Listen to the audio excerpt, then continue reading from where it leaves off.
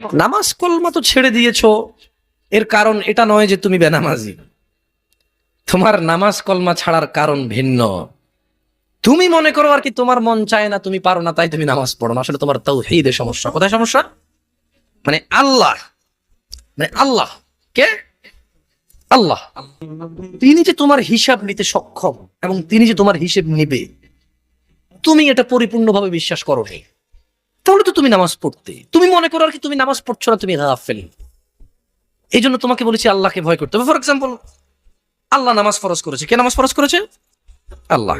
মুয়াজ্জিন আজান দেয়, তুমি নামাজ পড়ো না। তুমি মনে করো তোমার দান সাদাকা তোমাকে উদ্ধার করবে? তোমাকে ভুল শিখিয়েছে। আমি মানুষ, ছোট হতে পারি। শোনো, জোর জবরদস্তি করে কিছু কথা আমাকে শুনিয়েও দিতে পারো, এখান থেকে নামিয়েও দিতে পারো। বলছি না তোমরা নামাবা, একটা পারো। তবে মনে রাখবে, কথা যেটা বলেছিলাম উল্টাতে পারবে না। কেন পারবে না জানো? কারণ এই কথা উল্টানোর জন্য তোমাকে কথা থাকতে হবে। মনে রাখবে, তোমার দান সাদাকা হিসেবই হবে না। তুমি কি মনে করো হিন্দু লোককে আল্লাহ প্রশ্ন করবে কিয়ামতে, এ হিন্দু, এতগুলা বুতকে পূজা করছিস, ঠিক আছে বল নামাজ কেন পড়িসনি? ও প্রথম মুশরিক। বুঝুনি মনে হয়? এটা স্কুল, এটা স্কুল। এখানে আমি পড়ি না, আমার কি পরীক্ষা হবে? আমার কি পরীক্ষা হবে? বুঝাইতে পারিনি মনে হয়।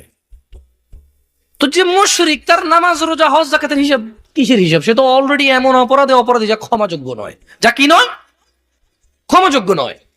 একজন বেনামাজি মানুষ, সে মনে করে নামাজ না পড়া শুধু নামাজ না পড়া, অথচ আল্লাহর নবী, যে একটু আগে বললাম, আল্লাহ বলেছে যদি তোমরা আল্লাহর ভালোবাসা পেতে চাও তাহলে রাসূলের অনুসরণ করো।